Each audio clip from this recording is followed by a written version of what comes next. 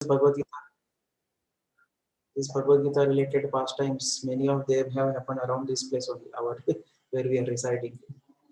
So he said there is a important, very important holy place in Kolhapur, where there is a temple of Lord's divine consort, Srimati Mahalakshmi. So I hope all of you have gone to Kolhapur. Gone or not gone? Yes, Vijay. Gone. Gone. Yes, Guruji. Okay. So, so in this Kolhapur, this temple of Mahalakshmi is very famous and very, very old temple is there. Even Chaitanya Mahaprabhu also visited that, and he stayed there for one day or something. So this place, it is said that Mahalakshmi is not only worshipped by the people of this earth, but even the demigods come and they worship Mahalakshmi over there in Kolhapur. And also it is said that whoever visits this place, Kolhapur, his all desires are fulfilled. There is one also place called as Rudra Gaya, that is also nearby in Kolhapur. It seems Chaitanya Mahaprabhu visited that also, but currently it is not known where it is. So one day it so happened that one young prince, he came there and he was very, very beautiful looking.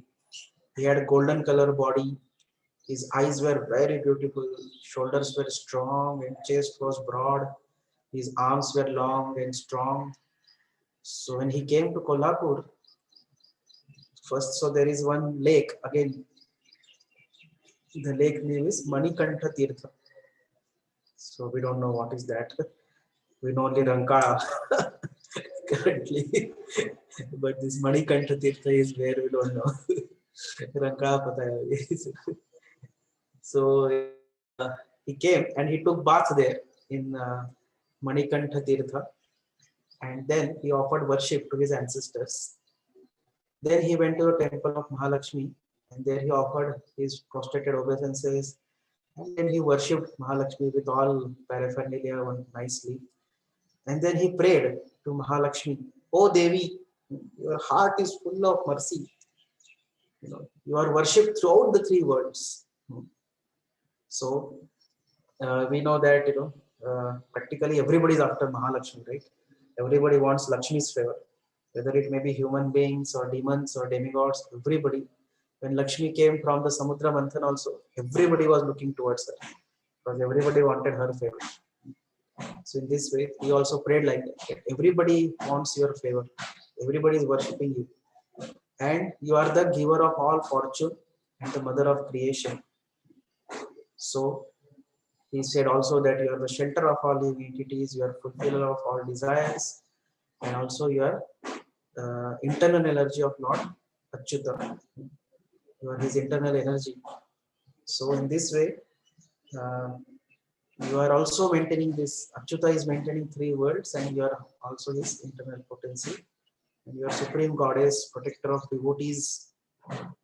He said, "Oh Devi, it is you who fulfill the desire of devotees." So we know that always we approach the Lord through Lakshmi or Radharani. Lakshmi is more merciful to the devotees than Lord also. So he prayed that you are your specialty is that you fulfill the desire of devotees. You are like mother.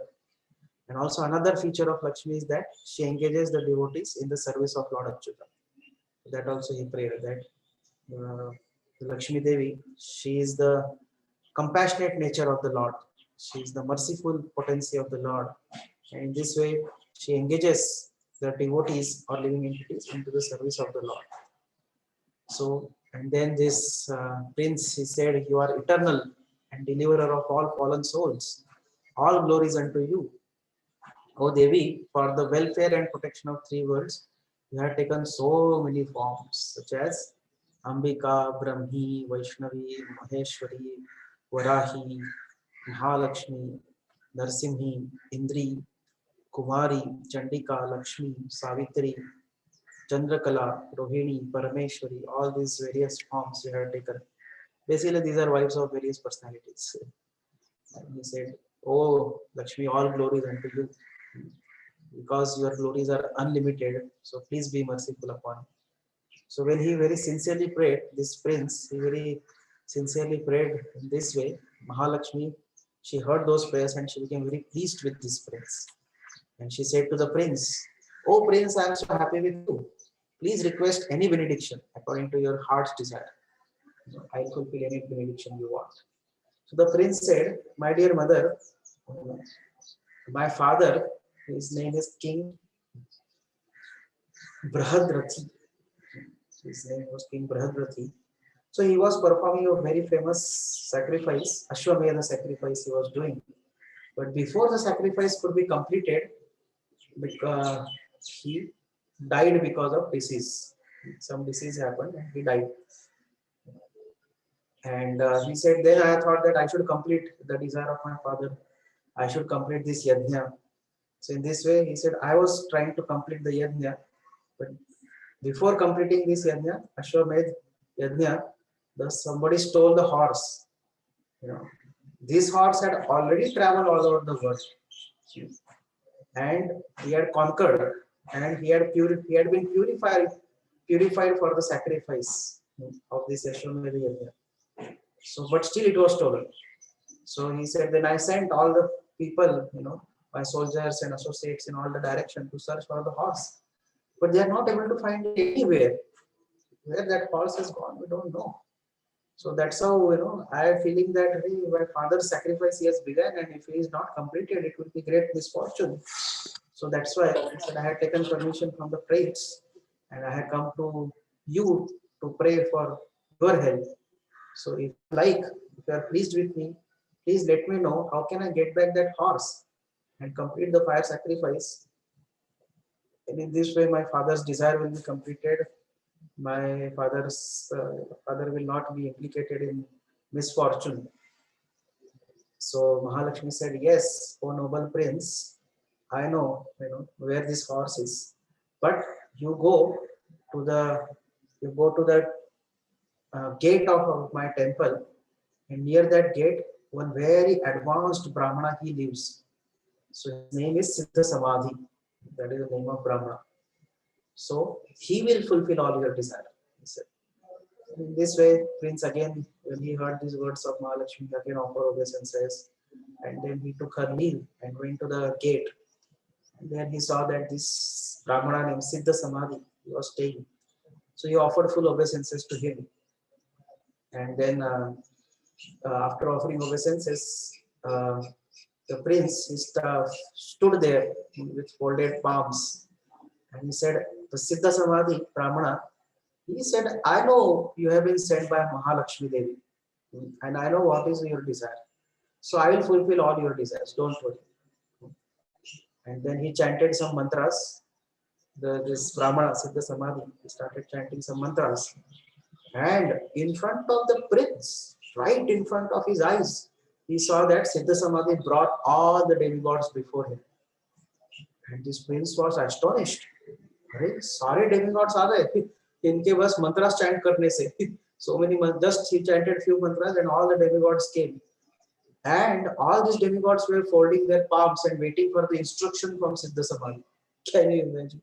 Generally, the demigods are superior to human beings, right? They control various activities of human beings.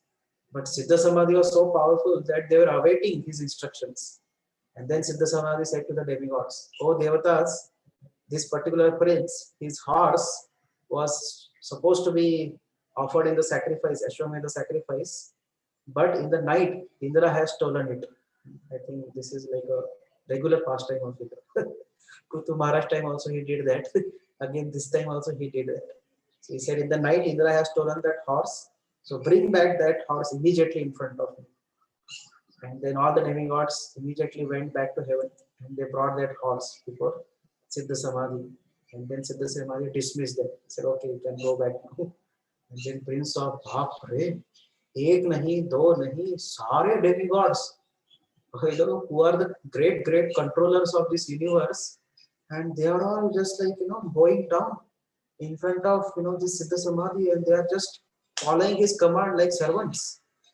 And he immediately, this prince became so astonished. He immediately fell at the feet of Siddha Samadhi. And he said, "How you have gained such a power? I have not seen or heard anyone else possessing such a power." And he said, "I have one request now." He said, "My father, whose name is Brihadrathi. While beginning this Ashwamedha sacrifice, he died unexpectedly. So I have kept his body in the pure boiled oil. I have not burnt his body. I have preserved his body in the boiled oil. So if you so desire, please bring my father back to life. Then Siddha Samadhi just smiled, he chuckled, and he said that, okay, let us go to that place where you have kept your father's body. So they went to their kingdom, this prince's kingdom, and then they reached that place. So Siddha Samadhi's body was like Siddha Samadhi saw that the body of that king, Brihadrati, his body was there in the oil. So Siddha Samadhi took some water in his hand and he chanted some mantra and he sprinkled water on the head of the king. King's dead body was there on that head. Just Siddha Samadhi just sprinkled that water after Abhimantrit Jal. He just sprinkled it. The king immediately came out from the oil. He just sat up and he saw Siddha Samadhi in front of him. He said, "Oh, great sage, oh, great devotee, who are you?" And the prince immediately informed Brihadrathi that what all things have taken place. And then the king, he heard the narration. He again and again prostrated in front of Siddha Samadhi. He offered his many obeisances to Siddha Samadhi. And he inquired that, my dear Brahmana, what austerities you have performed to gain such divine powers? Even demigods are going down in front of you. So when king heard, after hearing this king's inquiry, Siddha Samadhi he replied, my dear king, I have got these powers because of daily recitation of 12th chapter of Srimad Bhagavad Gita. Just by reciting this 12th chapter of Bhagavad Gita daily, this king, this Brahmana had attained such a power that all demigods had become subordinate. And then this king said, oh, king and the prince, both of them said that, oh, you are such a great devotee. We also want to know from you the 12th chapter of the Gita. So in this way, they both, king and the prince, they also started reciting every day 12th chapter of Srimad Bhagavad Gita. And in due course of time, both of them, they attained the lotus feet of Lord Krishna. And in this way, many other persons who also recited this 12th chapter of Bhagavad Gita, they attained the topmost goal, that is Goloka Vrindavan, by reciting this particular chapter daily. So this is the glory of reciting the 12th chapter of Bhagavad Gita. Hari Bol.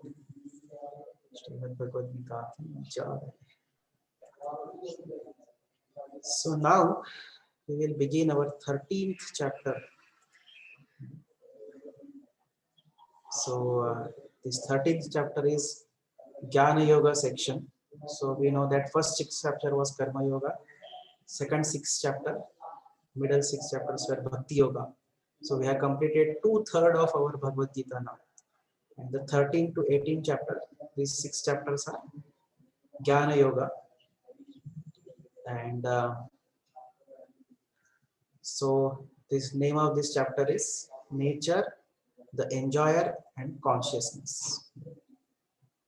So in chapters 6 to 12, means basically 7th to 12, Krishna concluded his description of Bhakti Yoga. And now in this chapter 13 to 18, he is describing Jnana Yoga. Man may say, if the Bhakti is the culmination of all the yoga ladder, then why yoga? अगर topmost है तो बाद में बताना चाहिए. But the point is that just like we see when the sandwich is there, the main part of the sandwich, suppose jam का sandwich है. So jam is in the middle, right? नीचे bread रहता है जो उसको ज्यादा कुछ taste नहीं रहता है. ऊपर bread रहता है उसको भी ज्यादा कुछ taste रहता है. Real tasty thing बीच में रहता है, right? That jam is in between, isn't it? Or anything, butter, जो भी आपका रहता है, sandwich का जो भी अंदर का रहता है, वो सब middle में रहता है.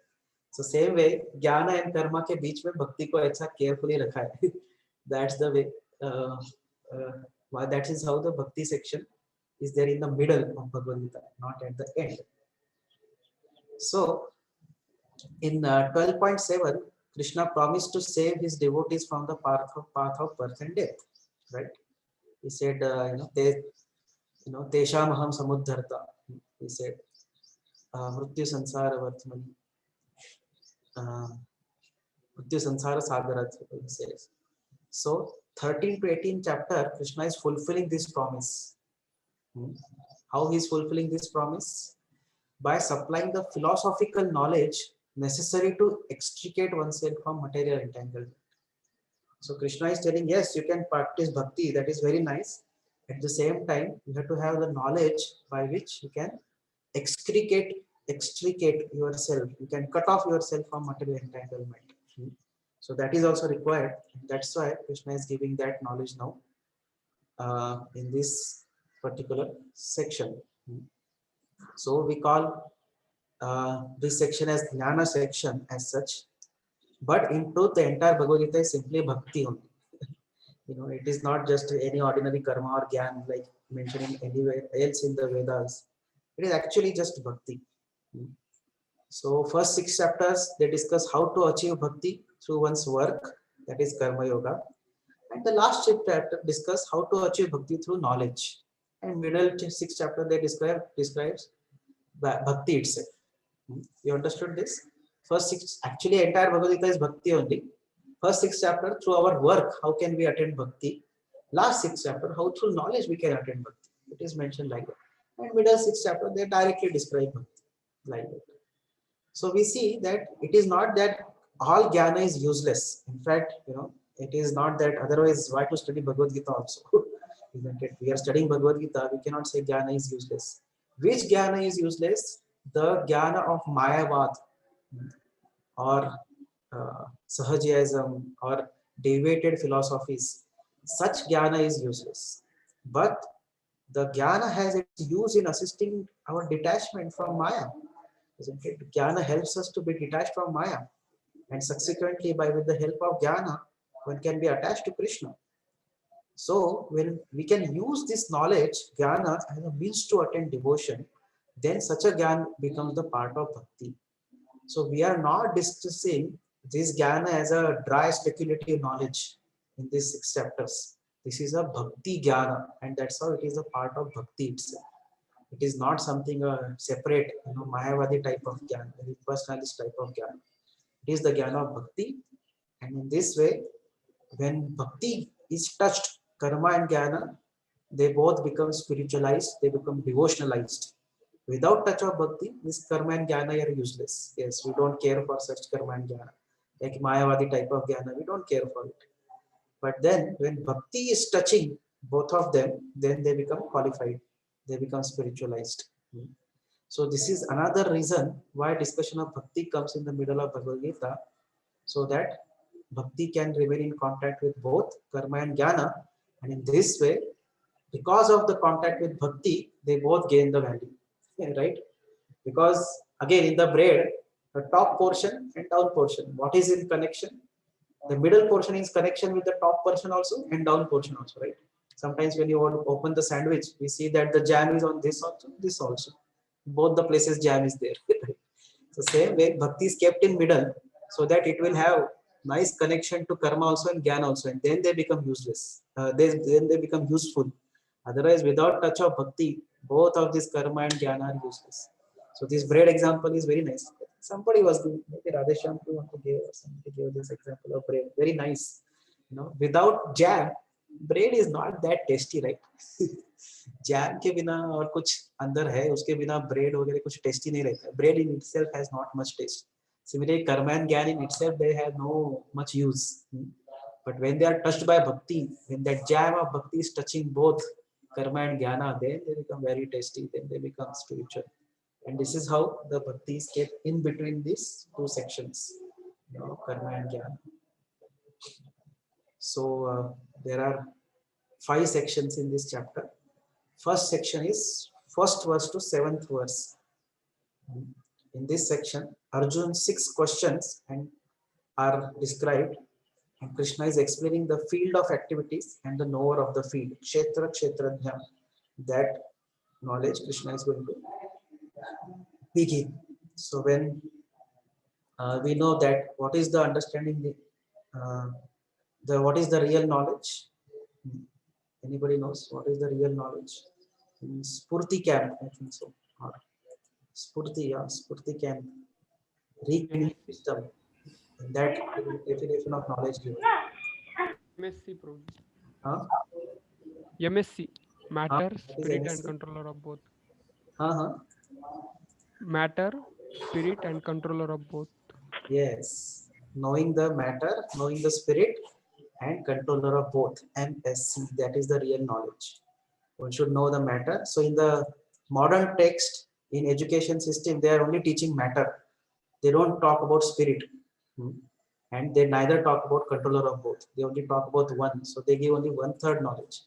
But Vedas give us all three knowledge: matter, spirit, and controller of all, control of both. So this is the real knowledge. Hmm. So yeah, please recite first text number 1.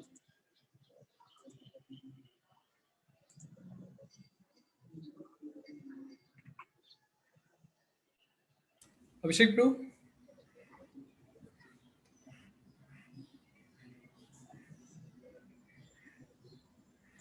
Abhishek bro. Saurabh bro, you are there? Yes, Raj. You can read bro. Maybe. Okay.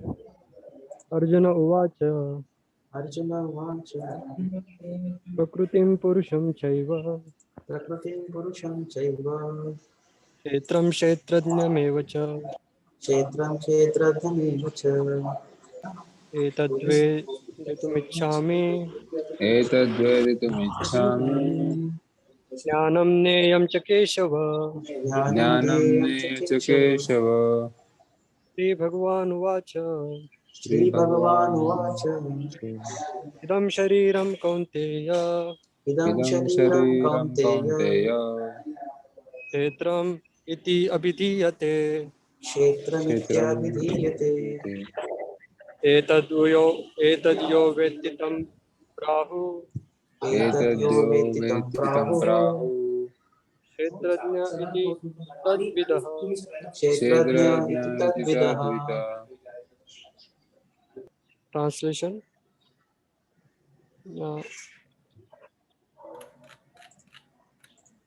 Arjuna said, "O my dear Krishna, I wish to know about Prakriti, nature, Purusha, the enjoyer, and the field, and the knower of the field, and of knowledge, and the object of knowledge." The Supreme Personality of Godhead said, "This body, O son of Kunti, is called the field, and one who knows this body is called the knower of the field." Purport. Arjuna was inquisitive about Prakriti, Purusha, the enjoyer, Kshetra, the field, Kshetrajna, its knower, and knowledge, and the object of knowledge. When he inquired about all this, Krishna said that this body is called the field, and that one who knows this body is called the knower of the field. So, this body is the field of activity for the conditioned soul, and the conditioned soul is entrapped in material existence, and he attempts to lord it over material nature. And so, according to his capacity to dominate material nature, he gets a field of activity. That field of activity is the body. And what is the body? The body is made up of senses. The conditioned soul wants to enjoy sense gratification, and according to his capacity to enjoy sense gratification, he is offered a body or a field. He offered a body or field of activity. Therefore, the body is called kshetra, or the field.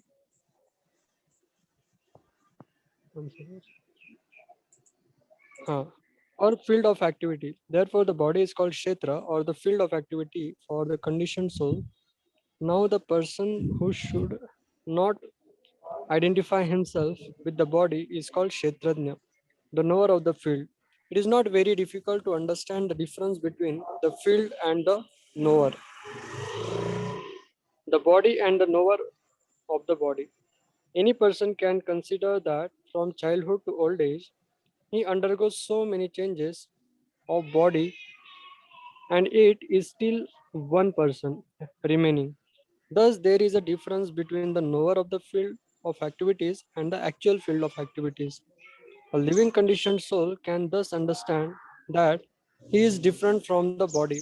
It is described in the beginning, the Hinosmin, that the living entity is within the body and that the body is changing from childhood to boyhood and from boyhood to youth and from youth to the old age. And the person who owns owns the body knows that the body is changing. The owner is distinctly Kshetrajna. Sometimes we think I am happy, I am a man, I am a woman, I am a dog, I am a cat. So these are the bodily designations of the knower. But the knower is different from the body. One second.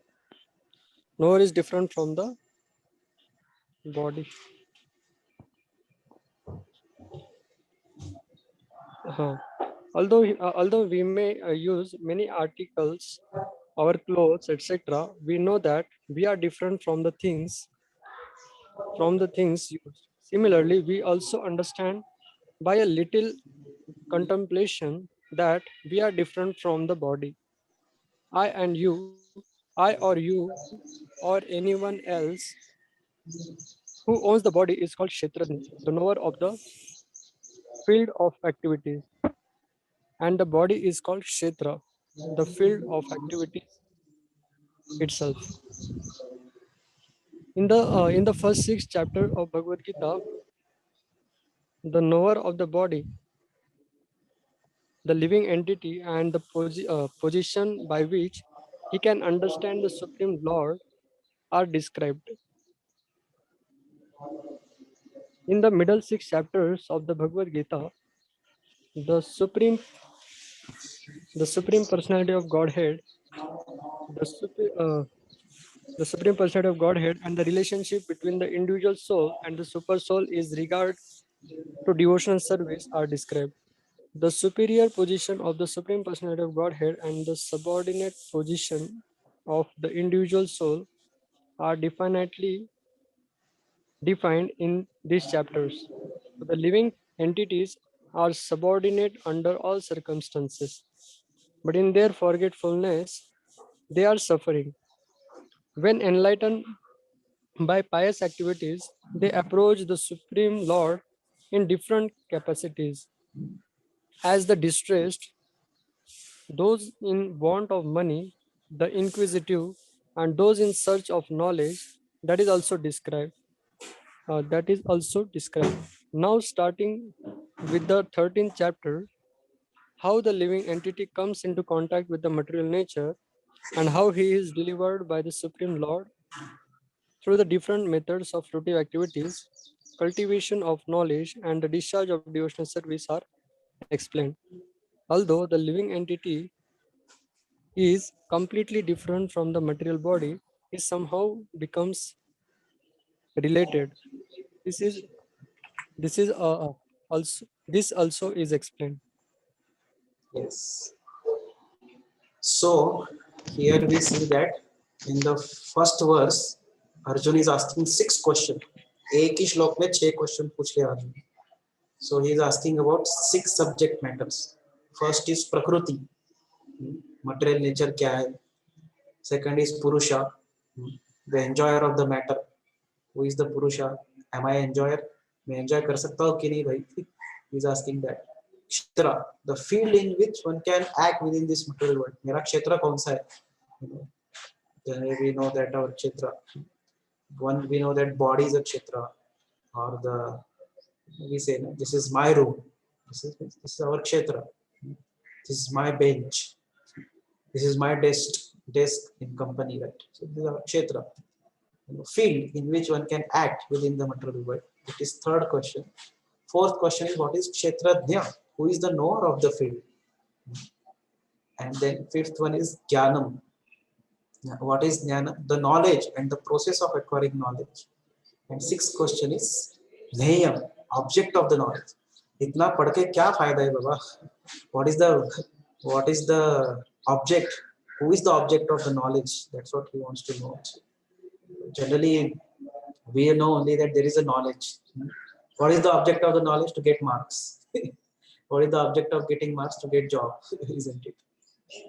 That's what we think in general in material circles. But Arjun is asking very intelligently, what is the real object of all the knowledge we are studying?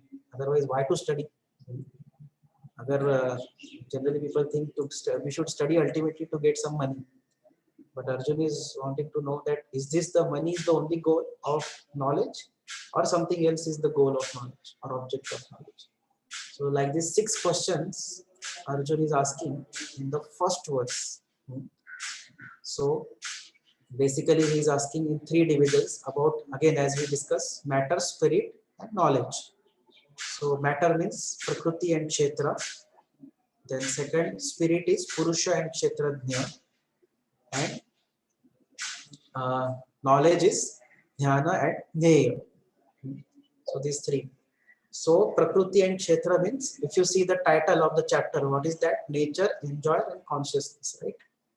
So if you see first, Prakriti and Kshetra, they are nature. Purusha and Kshetrajna, they are enjoyers. And Jnana and Jnaya is consciousness. It refers to consciousness. So, and then in second verse, Lord is answering. He's answering from 2nd to 7th verse. Krishna is going to answer about Kshetra and Kshetrajna. These 2 things Krishna is going to answer. Field of activities is Kshetra, that is body, and the knower of the field is Kshetrajna. Jna means Jnayate. We say that so Kshetrajna means one who knows the Kshetra, that is spirit soul, Krishna is saying. And he says, apart from the spirit soul, there is another Kshetrajna also. What is that? Who is the super soul, who is knower of all the fields. So in this way, Vasudeva's Vedanta Sutra, Krishna has summarized in this particular verse. And he is telling that field of the activities, Kshetra, consists of gross and subtle elements, senses and sense objects. That is a Kshetra. And transformation of this field causes happiness and distress, desire and hatred, etc. These all things are caused. So that's how Krishna is describing. Kshetra is the body and Kshetrajna is the soul. Idam shariram kaunteya kshetrajnam iti abhijiyate etad yo vetti tam prahu kshetrajna iti tad vidaha.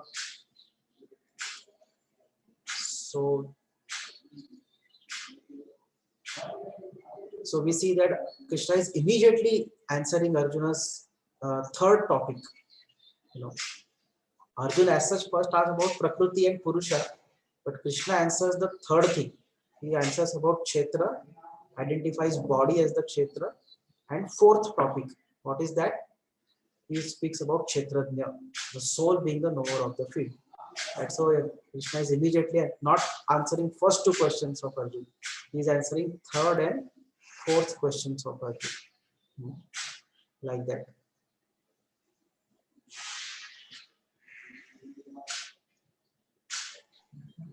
So in the purport, Prabhupada mentions how this body as a field of activity is describing.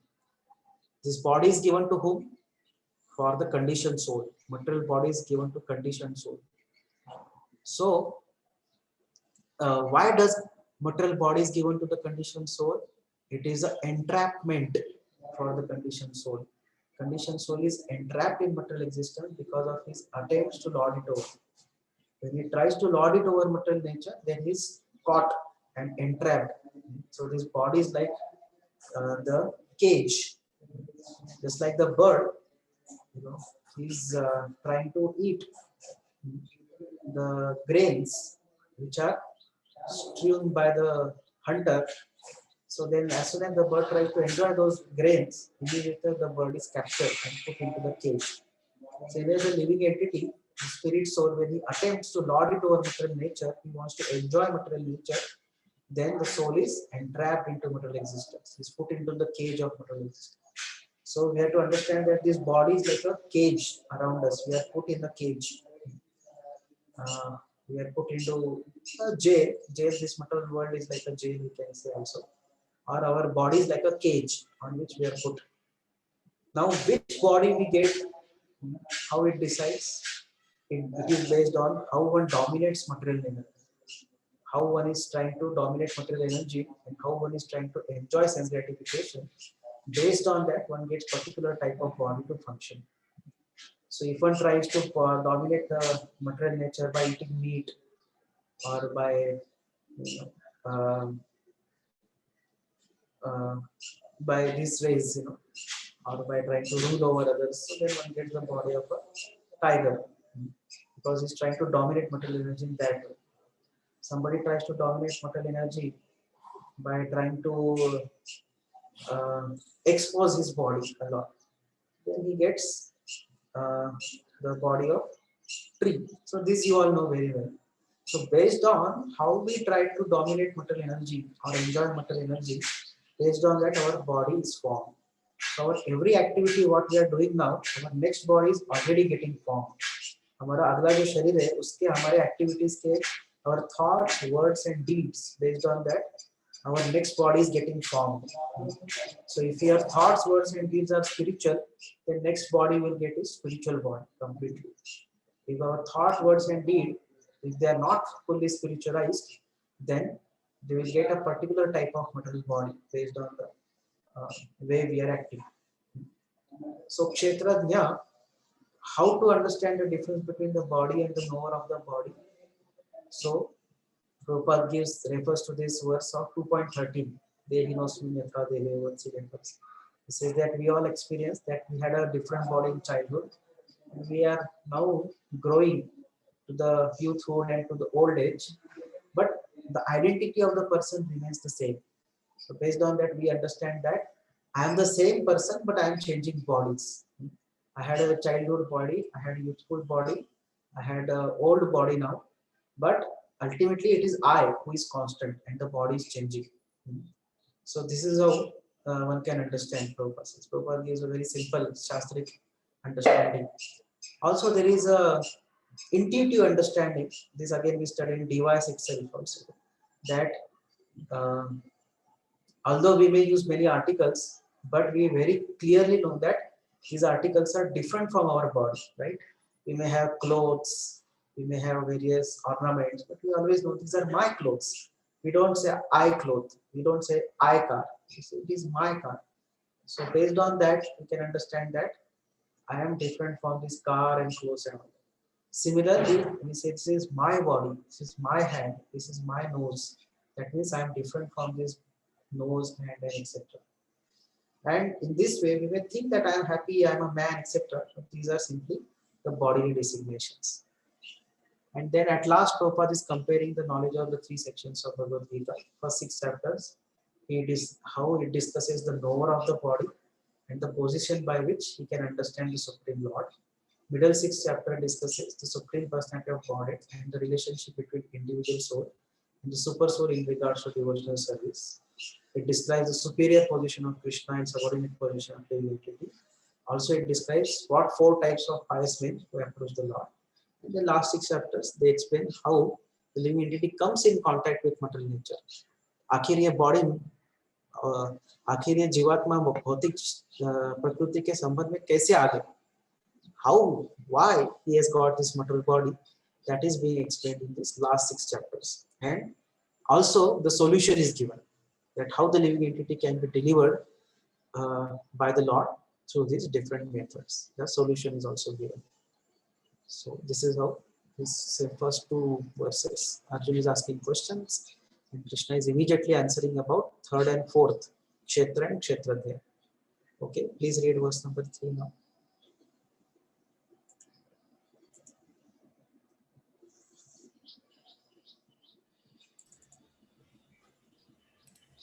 Shall I read? Yes. Should I? Achha. Abhishek Prabhu, you can read. Okay. Sorry, bro. The last time a call came, so I went to receive that. So sorry. So text number 3. Kshetrajna chapi ma vidhi. क्षेत्रज्ञं चापि मां विद्धि Sarva kshetra bharat. सर्वक्षेत्रेषु Bharat Kshetra jnanam. क्षेत्रक्षेत्रज्ञयो ज्ञानम् Yatyaj jnanam mamatam mama. यत्तज्ज्ञानं तं मम Translation. O Shkon of Bharat, you should understand that I am also the knower in all the bodies, and to understand this body and its knower, it's called knowledge. That is my opinion. Purport. While discussing the subject of the body and the knower of the body, the soul and the super soul, we shall find three different topics of study: the Lord, the living entity, and matter. In every field of activities, in every body, there are two souls, the individual soul and the super soul. Because the super soul is the plenary expansion of the supreme personality of Godhead, Krishna. Krishna says, I am also the knower, but I am not the individual knower of the body. I am the super knower. I am present in every body as a Paramatma or super soul. One who studies the subject matter of the field of activity and the knower of the field very minutely in terms of this Bhagavad Gita can attain to knowledge. The Lord says, I am the knower of the field of activity in every individual body. The individual may be knower of his own body, but he is not in knowledge of other bodies. The Supreme Personality of Godhead, who is present as Super Soul in all bodies, knows everything about all the bodies. He knows all the different bodies of all various species of life. A citizen may know everything about his patch of land, but the king knows not only his palace but all the properties possessed by the individual citizens. Similarly, one may be the proprietor of the body individually, but the Supreme Lord is the proprietor of all the bodies. The king is the original proprietor of the kingdom, and the citizen is the secondary proprietor. Similarly, the Supreme Lord is the supreme proprietor of all bodies. The body consists of the senses. The Supreme Lord is Rishikesha, which means the controller of the senses. He is the original controller of the senses, just as the king is the original controller of all the activities of the state. The citizens are secondary controllers. The Lord says, I am also the knower. This means that he is the super knower. The individual soul knows only his particular body, and the Vedic literature, it is stated as follows: Chitrani hi sarirani bijam chapi suha suve tani veti sa yogatma tata chetra na uchyate. This body is called the Chetra, and uh, within it dwells the owner of the body and the Supreme Lord, who knows both the body and the owner of the body. Therefore, he is called the knower of all fields.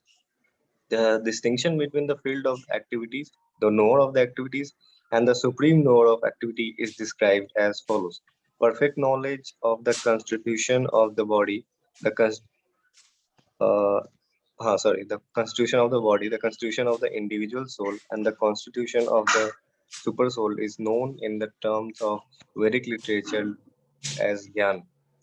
The, that is the opinion of Krishna.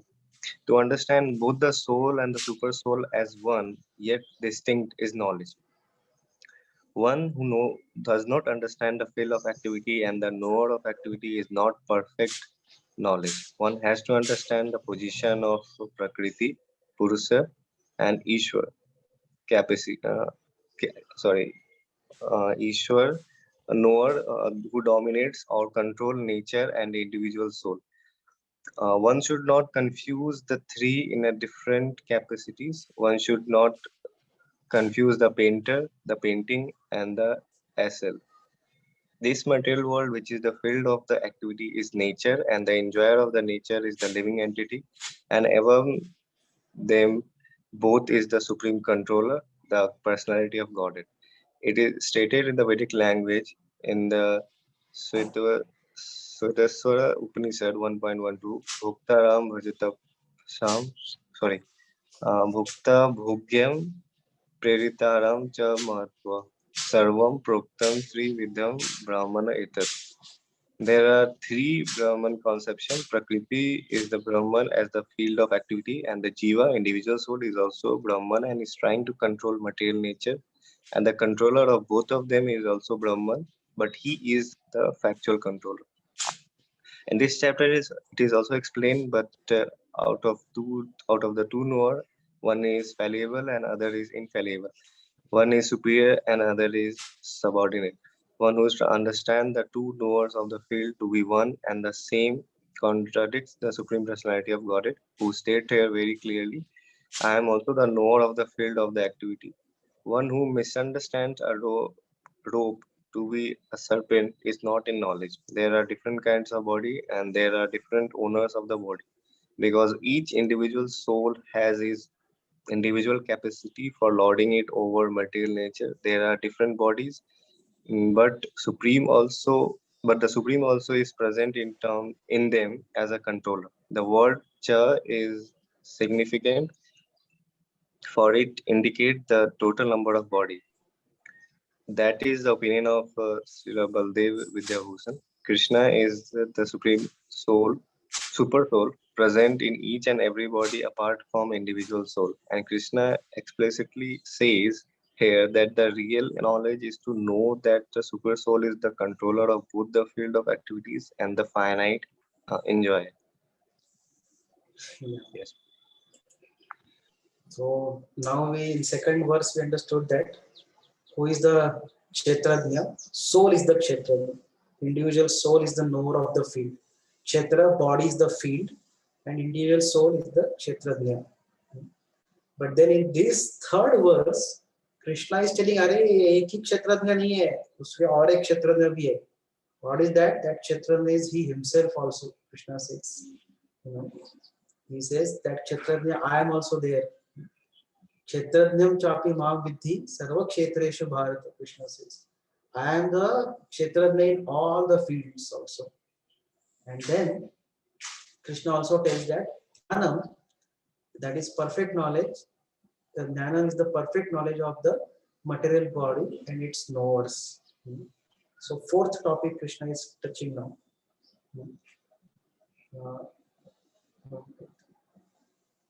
Fifth topic. Fourth one.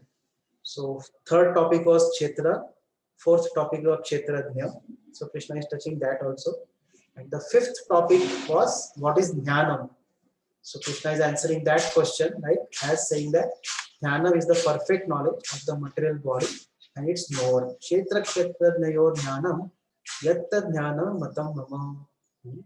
Means what? What is the real knowledge? Real knowledge means to know about the material body and its knower as well. Both one should know.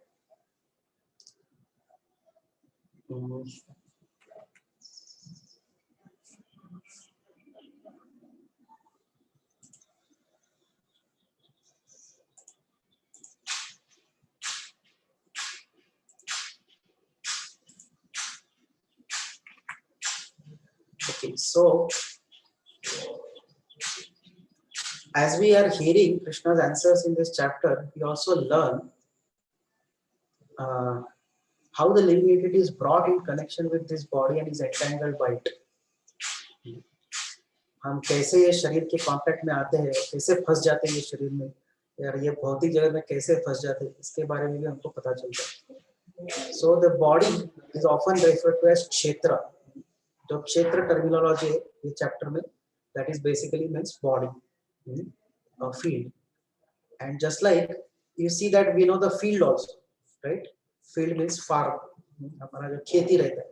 So क्षेत्र जो खेत जो शब्द है वो क्षेत्र से आया. क्षेत्र का तो बंगाली लोग क्ष नहीं बोलते, उसको ख बोल देते. So क्षेत्र का खेत. So actually originally that word खेती has come from kshetri or kshetra से खेत आ गया. So just like we see that in the kheti, in the kshetri, there are so many crops are growing. So how these crops are growing? Are they random? No, they grow in the farmer's field based on the seeds he has planted, right? Random तो सारे weeds ही आते हैं, गांजर गवत आता है, ये आता है, ये आता है, अन्य सभी चीजें आती है. बट मेन क्रॉप कौन सा आता है? रैंडमली ऐसे ही नहीं होता है कि सडनली मैंगोज आ गए, सडनली बाजरा आ गया या ज्वार आ गया, ऐसा नहीं सडनली आता है. जो खेती करने वाला है व्यक्ति, वो जो सीड्स डालते हैं उसके हिसाब से क्रॉप्स आते हैं. Similarly a living entity grow in his body according to his previous actions. So हमारे जो पहले के कर्म है, they are like seeds, and based on these seeds the plants of happiness and distress grow in our body, which is the field of our activity. So in case suppose somebody has grown very nice, he has done lot of pious activities. Suppose somebody has distributed lot of water to people, so because he has done that pious activity of distributing water, so now as a result of that he will get a birth on the bank of river where he will never have the scarcity of water. Right, like we see that in Mayapur, Bengal, they never have scarcity of water. All the time they have tremendous amount of water. And now you see another opposite example of that. If somebody has insulted water, how one insults water? By spitting on the water, one insults the water. Or if somebody has insulted water there by unnecessarily wasting the water, or one has insulted water in any other way, or taken away the waters of others, maybe दूसरों का पानी छीन लिया है किसी ने. So now he has sown a bad seed. So what will the crop means? What will be his reaction? He will get the birth in the area where there is always drought-full situation. उसको पानी नहीं मिलेगा उधर, he will not get water only. उसको बहुत सारा भटकते रहना पड़ेगा पानी के लिए, बेसिक पानी के लिए भटक. You see sometimes people have to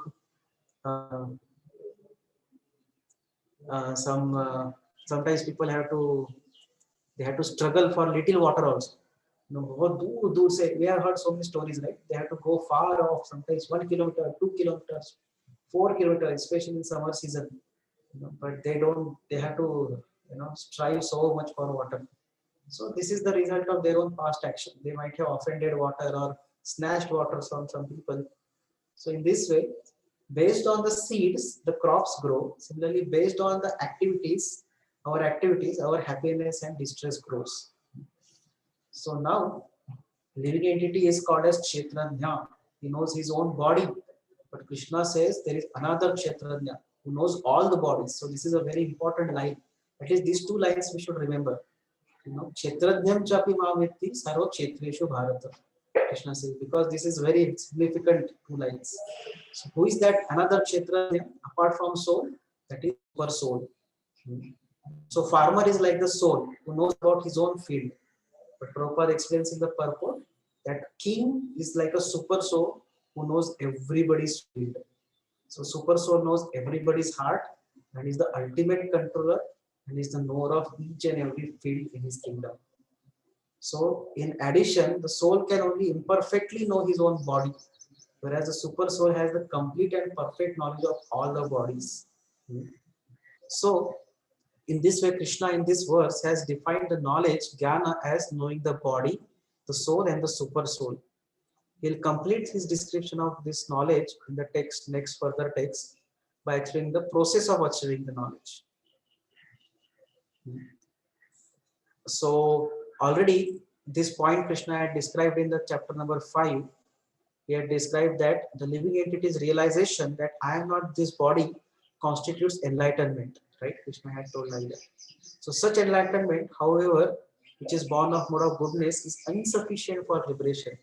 Just knowing that I am not this body is not sufficient. But when one's knowledge increases to include the knowledge of super soul, then the liberation happens. So simply understanding that Aham Brahmasmi, that is not sufficient for liberation. One has to know that there is a Parabrahman, that is Paramatma. Then one can be liberated. Thus, if one has to come to the platform of liberation, Brahma Bhuta stage, one should not only know the soul, but one should also know the super soul. Whereas Shankaracharya and other impersonalists, they comment extensively on this verse. They say the word cha means you should know that he who is the knower within the body is also cha me. That is soul is the same as super soul. They say atma so paramatma. जो आत्मा है वही परमात्मा है. ऐसा शंकराचार्य और मायावादी लोग बोलते. अगर ये सही था, then Krishna is contradicting his own statements in chapter 15, where he is clearly making distinction between soul and the super soul. Krishna is giving the analogy of two birds. How can these both the birds be one? There are two distinct birds, right? If the soul and super soul were actually one, just like Mayavadis are saying, then how one aspect of one, which is definition by definition undifferentiated, give knowledge to the other aspect of the one? अगर दोनों एक ही है, क्षेत्र और क्षेत्रज्ञ, तो फिर एक नॉलेज क्यों दे रहा है और दूसरा नॉलेज क्यों ले रहा है कि नहीं? नॉलेज दे रहा है ले रहा है, इसका मतलब क्या है? दोनों में डिफरेंस है ना? एक लिबरेटेड है, इटर्नली कंडीशनड है. So that's how this is a very false logic. Atma so परमात्मा, ये जो फिलॉसफी है वो बहुत प्रचलित है, भारत में तो बहुत ज्यादा प्रचलित है. But this is a wrong philosophy. Atma is not exactly same as Paramatma. So if both were one, then why Atma has to receive knowledge? It should be also full of knowledge, just like Paramatma, who is a full of knowledge. And how could something undifferentiated even possess an aspect? So if both are one, absolutely, if there is no discrimination in terms of knowing, and then there should not be any discrimination, right? Both are one, then there should not be any discrimination. Even in terms of knowing and not knowing should not exist. So in this way, the word cha does not mean that both are the same. In fact, the word cha means what? Both are different. Cha means and. तो एक क्षेत्र है, कृष्ण ने बोला previous verse में, अभी ये verse में कृष्ण बोलते and one more क्षेत्र means what? Both are different, right? अगर मैं बोलता हूँ कि मेरे रूम में मैं भी रहता हूँ, मैं भी रहता हूँ, इसका मतलब क्या है? और कोई भी रहता है, right? When I say that cha and, I and somebody says, that means apart from that, apart from me, somebody else is also staying. So we both are different. So same logic, can be understood from here. Krishna is saying, Kshetrajnam cha api माम विधि. आप जानो कि आप क्षेत्रज्ञ तो है ही, मैं भी क्षेत्रज्ञ हूँ. मैं भी यानी क्या? आप अलग है और मैं अलग हूँ, हम दोनों एक नहीं है, like that. So Vishwanath Chakravarti Thakur, Srila Vishwanath Chakravarti Thakur, he says that this body, which is equipped with senses, is the facility for material contact. एक जीवा को भौतिक जगत से कांटेक्ट करने के लिए ये भौतिक शरीर दिया जाता है, जिसमें इंद्रिय भी होते हैं. And it is field, it is called as field because it is a ground on which the tree of material existence grows. जो पेड़ है भौतिक अस्तित्व का, वो ये शरीर के ऊपर अवलंबित है. It is on this body that entire material existence of the living entity is growing, because we see that the conditioned souls, every activity is centered around this body. The entire life is surrounding about this body, right? So basically that means what? His entire existence is centered, is resting on his body. That's why this body is a kshetra. खेत है शरीर, और पेड़ क्या है? हमारा भौतिक अस्तित्व. Our material life is our kshetra. Our tree, we can say. Our body is a kshetra and material life is our tree. So now the living entity who knows this, he is called as kshetrajna. He is the knower. And both in his condition of bondage, when he identified himself with the body, thinking in terms of I and mine, and in his liberated condition, in which he does not identify with the body, conceptions of I and mine, he is called as kshetrajna. So दोनों concept में living entity, whether he is liberated or his condition, both ways he is called as kshetrajna. So now, just like the farmer, what he does, he enjoys the results of his crops. जो crops में अनाज आता है या फल आते हैं, फूल आते हैं, उसका एंजॉय कौन करता है? Farmer is the one who enjoys. The farm doesn't enjoy. Farmer enjoys, right? Similarly, the Kshetrajna is the enjoyer of the fruits of the tree in this field, as described by the Lord. So we are enjoying as a soul. Soul is the one who, in the conditioned state, he tries to enjoy this material world. The body cannot enjoy itself, right? So even though just like some gulab jamun comes in our hand, the body cannot enjoy, hand cannot enjoy itself. And in fact, when the spirit soul goes out of the body, even if you put thousands of gulab jamun in his mouth, still the body will not be able to enjoy. So the enjoyment is because of the soul. So that's why soul is that Kshetrajna.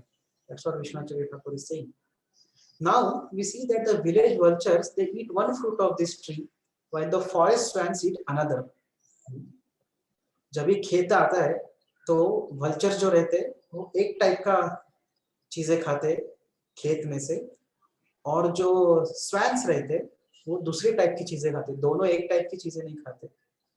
Similarly, one who by the grace of worshipable souls understands this tree composed of Maya and appears in many forms is actual knower of the Vedas. That's what Vishnacharya Thakur says. That one who knows that this tree is composed of Maya, ये जो शरीर है पूरा माया से बनाया हुआ है, and it is maybe in various forms as man, woman, white, black, tall, short, fat, thin, but it's all in many forms is simply a Maya. The basic component of this is simply material energy, Maya. So such a person is the actual knower of the Veda. This is. So this verse, Vishnacharya Thakur says, also means that vultures who live outside a village are called a vulture, Gridra, because they size the sense gratification, and they are like jivas. Conditioned souls are like vultures who eat the fruit of his tree misery. जो vultures है वो सारी miserable चीजें खाते हैं. हमारा municipality का garbage dump रहता है, उधर सारे vultures जमा पे खाते रहते कुछ ना कुछ.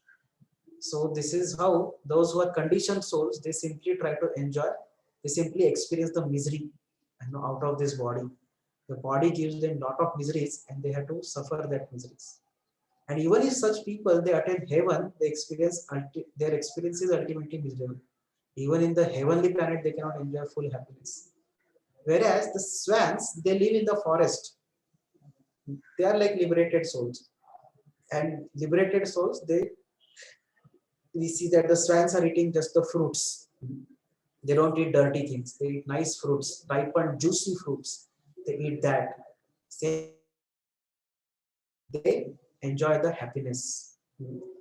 So the complete enjoyment of liberation is derived from their experience. So how they experience happiness? By proper knowledge. When they know this knowledge very clearly, that this body is not source of enjoyment, it is a source of misery, and the real happiness lies in Atma, the knowledge of Atma, and the real enjoyment is done through the Atma Sakshatkar, the self-realization. Then they experience the happiness. Now the difference between vultures and swans.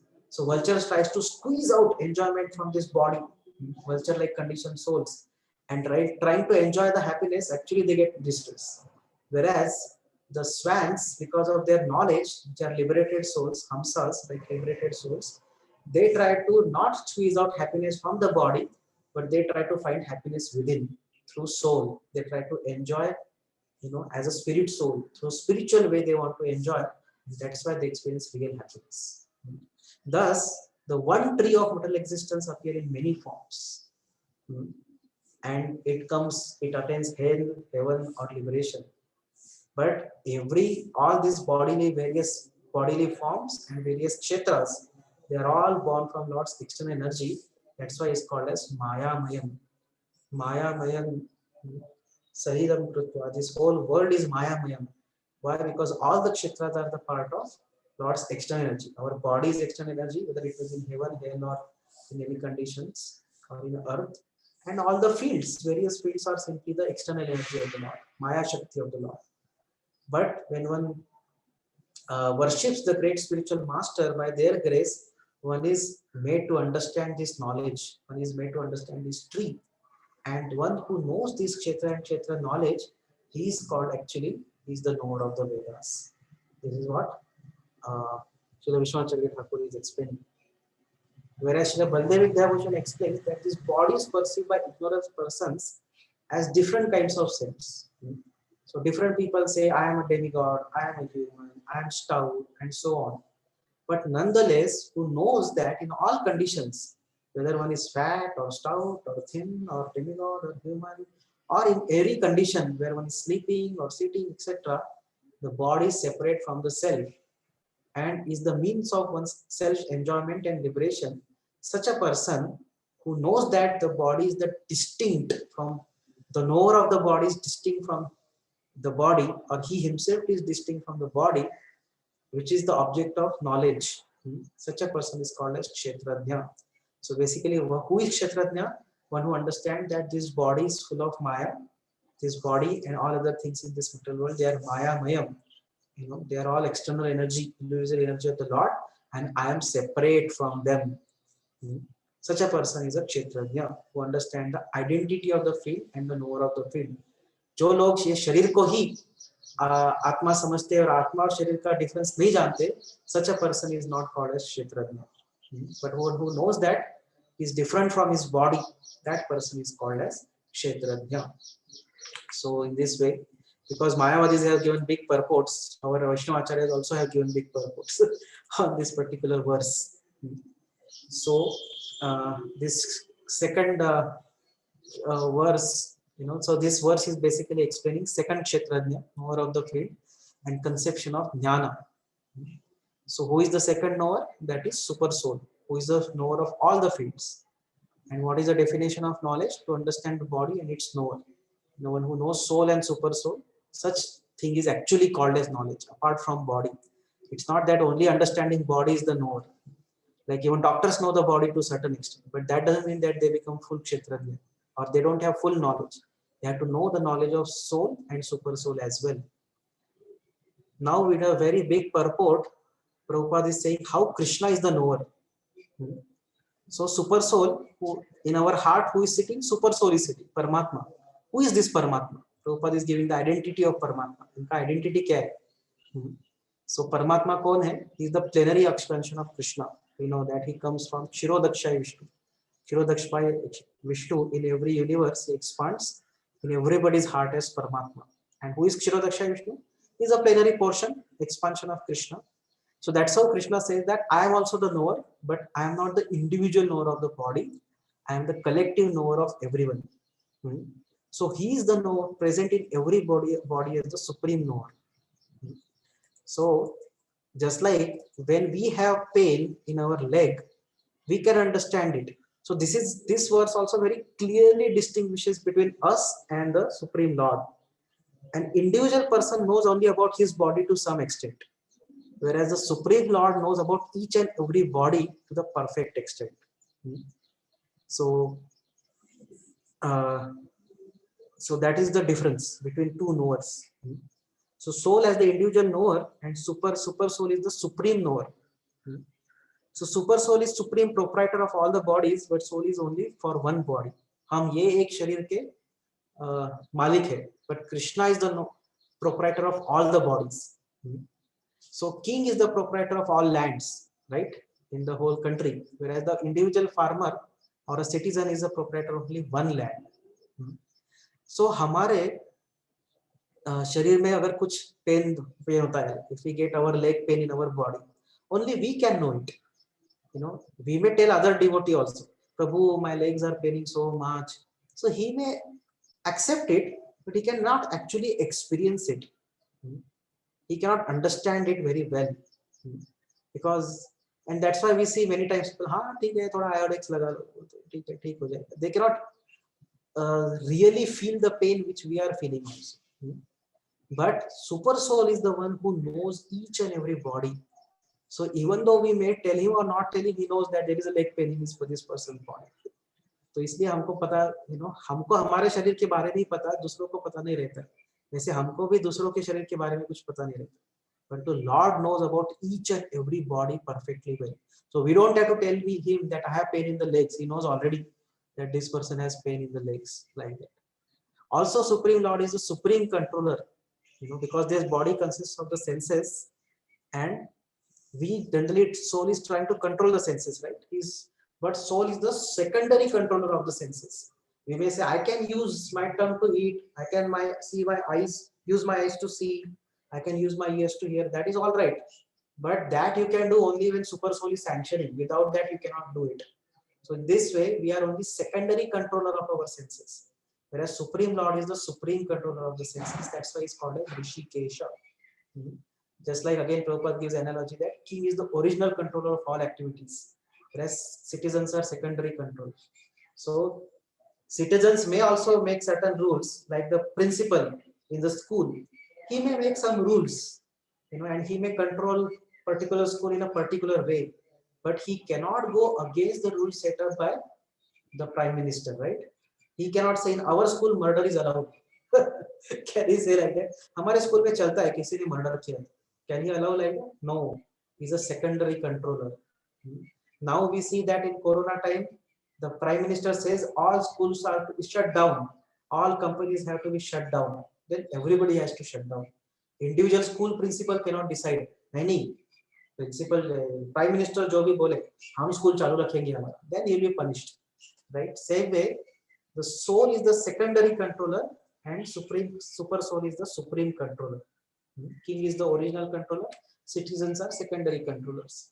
Now another difference between soul and super soul is, so these are the differences between soul and super soul, the two knowers, two kshetrajñas. So soul is fallible, is chuta, is fallible person. Fallible means what? गिरने वाले. गिरते means क्या? भौतिक जगत में गिरते means what? The soul becomes conditioned by material energy. He becomes overpowered by material energy. Whereas the super soul is not infallible, is infallible. He's achyuta.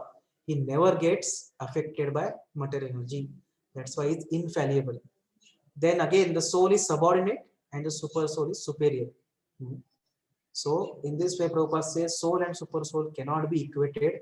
Otherwise, it would be equating the potent and impotent. So, and Prabhupada is giving the verse reference from the Vedic literatures, beginning with Kshetrani verse.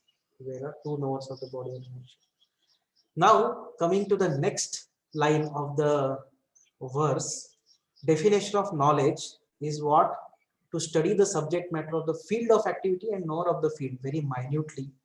So as we discussed that modern education system, they study only the field, but they don't study the knower of the field. They study only the kshetra, but they never study about kshetrajna, and that is where their knowledge is imperfect and insufficient.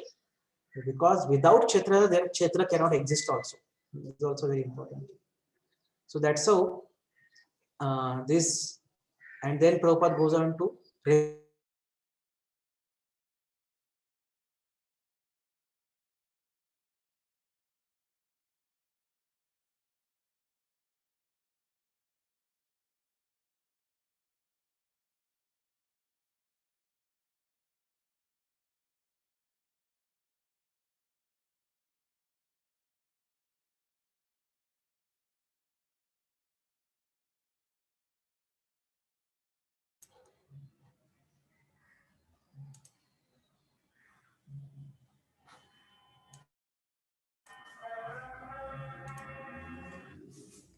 Hare Krishna.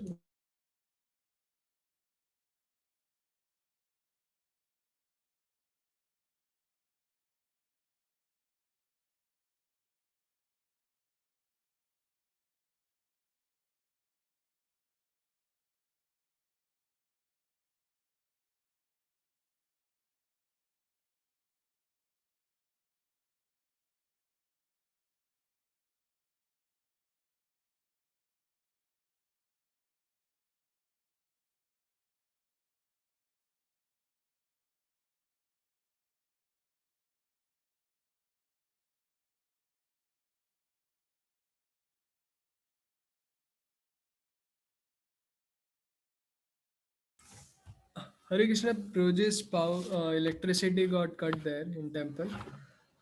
Project called and said ki as such the topic is covered and time is also done. So we will end here, and next week we will start with the next verse. Okay, Prabhuji. Hare Krishna. Thank you very much. Thank you. Thanks.